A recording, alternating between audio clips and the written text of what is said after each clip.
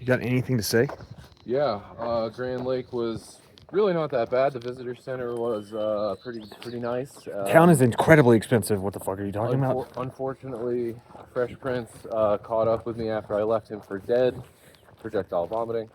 But here we are. We're gonna make the best of it, and right now we're headed to a coffee shop to get some probably very overpriced drink, and that's okay, you know, because we're on vacation. We're also not doing the Rocky Mountain Loop because I've done that before. It mostly goes through a burned area, and we don't feel like it. So if you got a problem with that, you get off your fucking couch. And to any individuals who comment things like they're gonna jump out of the woods and beat Clover's knees in with a styrofoam bat, we'll be in a Steamboat in about 3 days.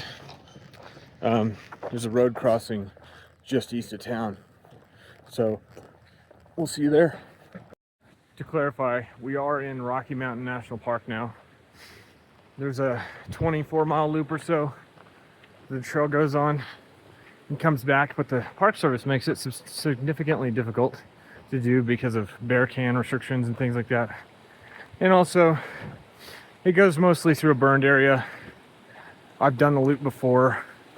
Just time-wise, we need to keep moving. So we're doing the official CDT Rocky Mountain National Park cutoff alternate, which is like 10 miles rather than 20 something. So here we are.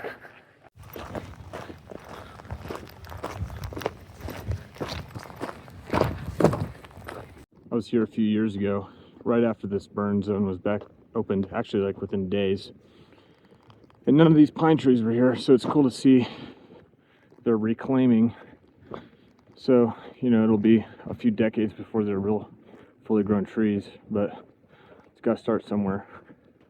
These little pines are growing so densely. Obviously, when they get bigger, they won't be able to survive this pack, so it'll naturally thin out. But I just wonder how the mechanism works. Like, do they kill each other off by shading each other, or what ends up happening?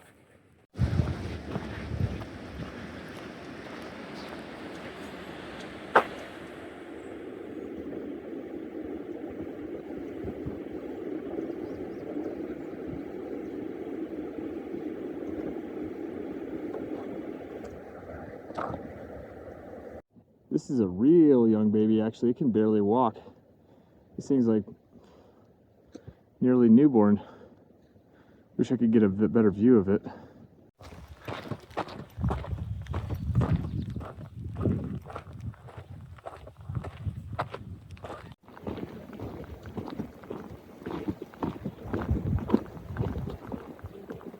So I'm getting relatively near exiting Rocky Mountain National Park, or at least crossing the road where this loop ends. And for all intents and purposes, this is the northernmost section of this trail I've ever really been on.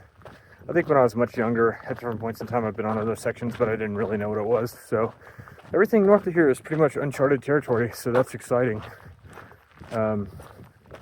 Ready to be out of this burned area, though. It's certainly much warmer here than it has been lately.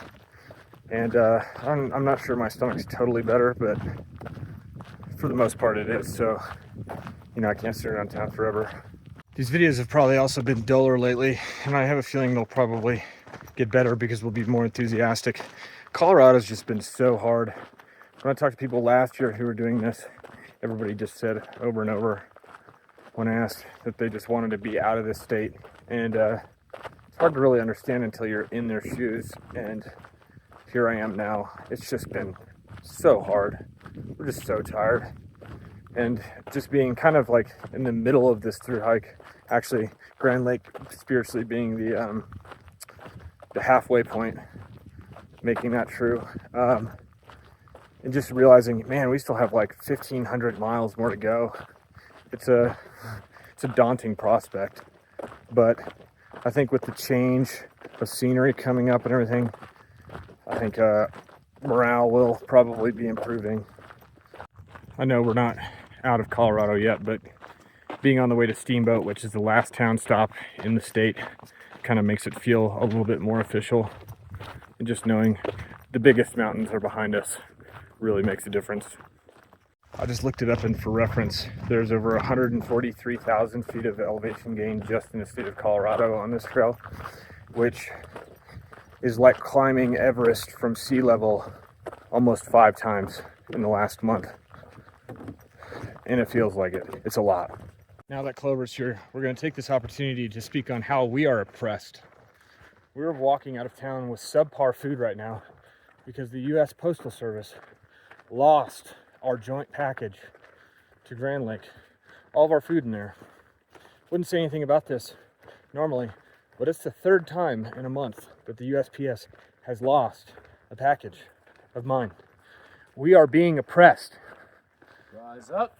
Yes, rise up. That might be too much. Yeah, actually, I'm not. His name is Uncle Ted. I guess out of context, it makes it seem like we're trying to advocate for some sort of seditious acts. No, I just want my fucking mail, my food, whatever. The reason we thought about that initially was because we just saw a bunch of National Park Service workers doing the Sisyphean task of spraying pesticide on some plants that are obviously not going to be impacted at all by spraying a little bit of pesticide in one little fingernail of the park. So I figured we could actually get our value. Maybe we should send some of those people over to the USPS and have them spray the workers in the eyes with those things until they find our fucking packages.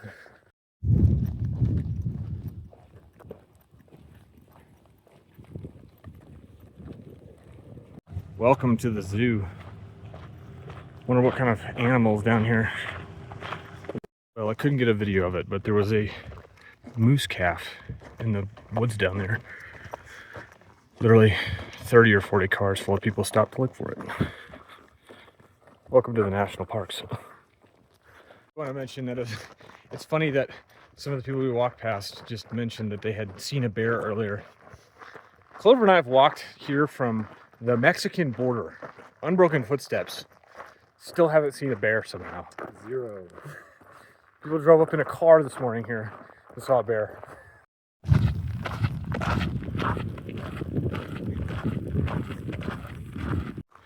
This whole valley is the headwaters of the Colorado River, actually. So, you know, since we're on the divide, we have to follow the tradition. Got to drink some of this too. I'm not drinking this one unfiltered though, so. 4 hours later, leaving the national park, entering Never Summer Wilderness.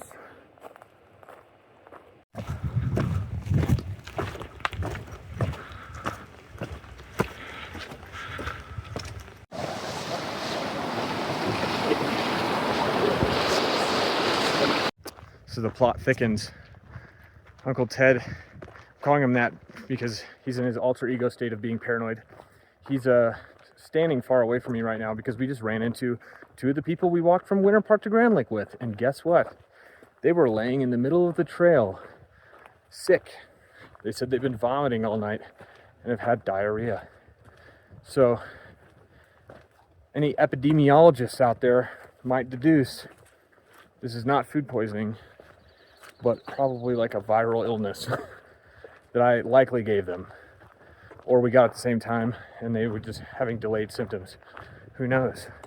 Maybe the future will provide more answers. Maybe I'm patient 0 of a massive trail epidemic. Wouldn't that be interesting?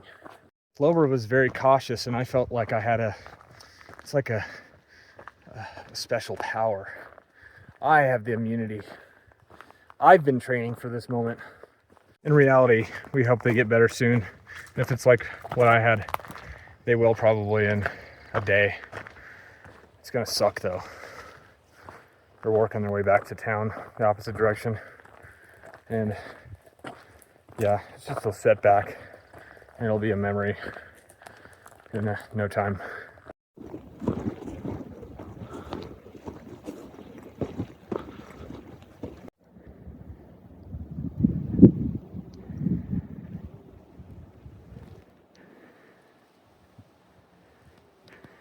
Some men eat lunch at a pass. Some men smoke.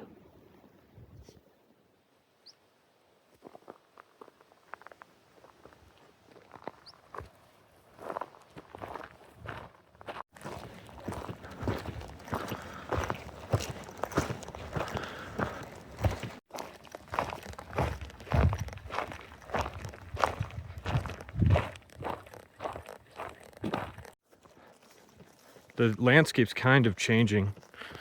And I can tell we're getting out of central Colorado because the trail itself is kind of dwindling away. Like it's only really being worn by people through hiking. Nobody else really would be out here. That'd be common in a lot of the alpine areas, but it's usually just because it's rocky and it's hard to wear a trail there. This is just because of lack of use.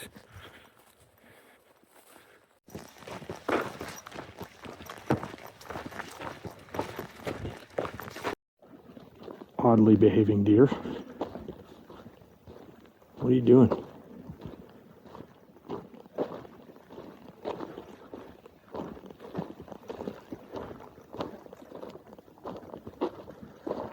Very interesting. This deer looks very thin or something, like it's got CFD or CWD, sorry. It's after 8 p.m. I'm in my mosquito shelter because frankly I don't need this for rain or anything around here. I'd like to cowboy camp, but it's just a mosquito shelter at this point. But anyways, Clover's not here yet, and he doesn't usually show up this late. I'm wondering how that bodes for the norovirus outbreak. He was the last one around us to not show symptoms, so fingers are crossed. False alarm.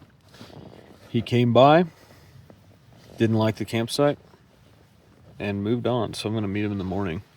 It's like 8:30. He's going to be setting up in the dark. This is kind of nuts, but to each their own.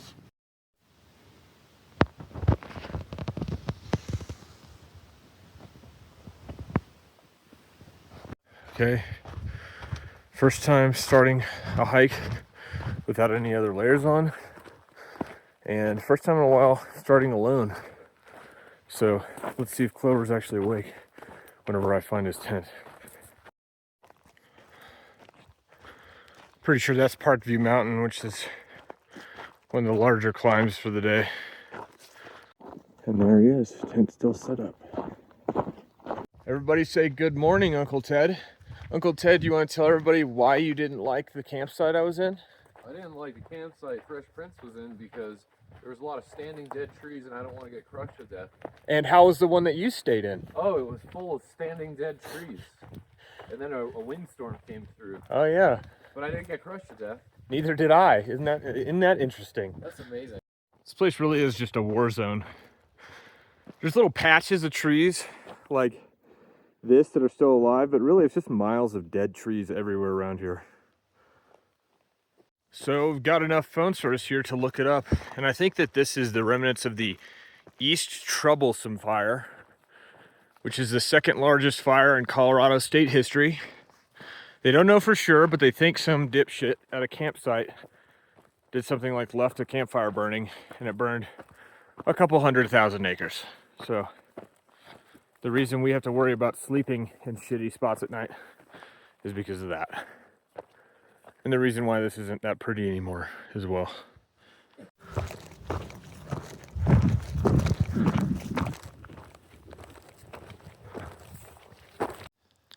We're contemplating something. We both feel so worn out. I'm irritated at the trail designers for deciding to go all the way to the top of this mountain in a 180-degree direction opposite of where we eventually need to go. We're thinking about just walking contour around here to get on top of this ridge. I don't have it in me. We're walking the contour. I didn't give myself enough time to recover from illness, I think. I'm just too fucking tired. Never mind. It's too steep. We have to suffer, after all.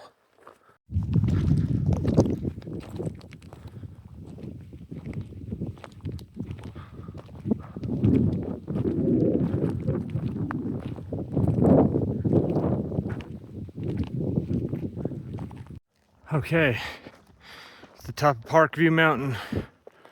Never want to fucking come up here again in my entire life. Oh my God.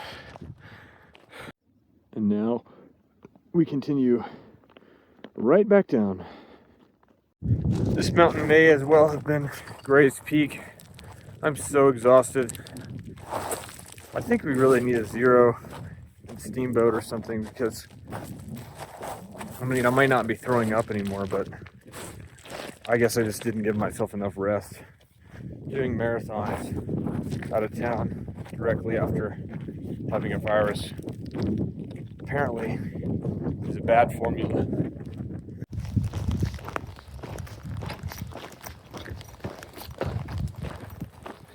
A while ago, we talked about how there's always some variable on this trail that's unpredictable and makes something difficult. On paper, this should be one of the easier sections of Colorado. But of course, got to be recovering from an illness, and there are 1,000 blowdowns every 10 feet here. So it's just like crawling around on a jungle gym for miles. Real incredible stuff. This one's not that bad, but there's a lot of them and they get much worse.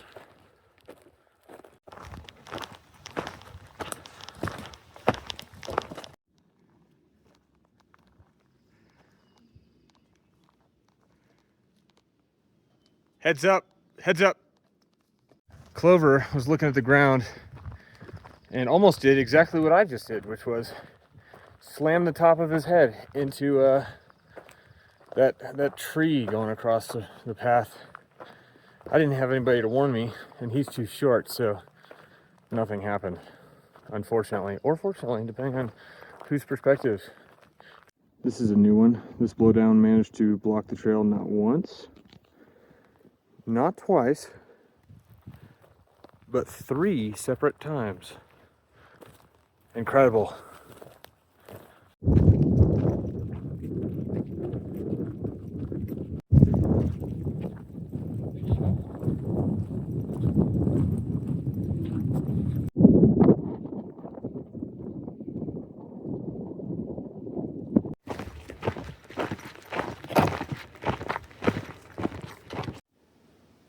Waiting on Clover here in camp. He's late again, but he'll get here. This site's got a pretty nice view into this valley. Pretty protected and flat, actually. Better than I could have hoped for.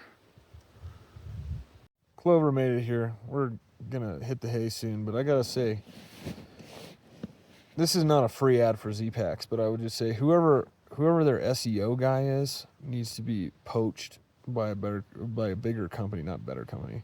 Yeah, seriously, it's kind of fucking crazy. We're laying in our own Z-Packs tents on the CDT right now, getting targeted ads. The second we figure out we have phone service, targeted ads from Z-Packs. You guys have good SEO. All right. Anyways, till next time.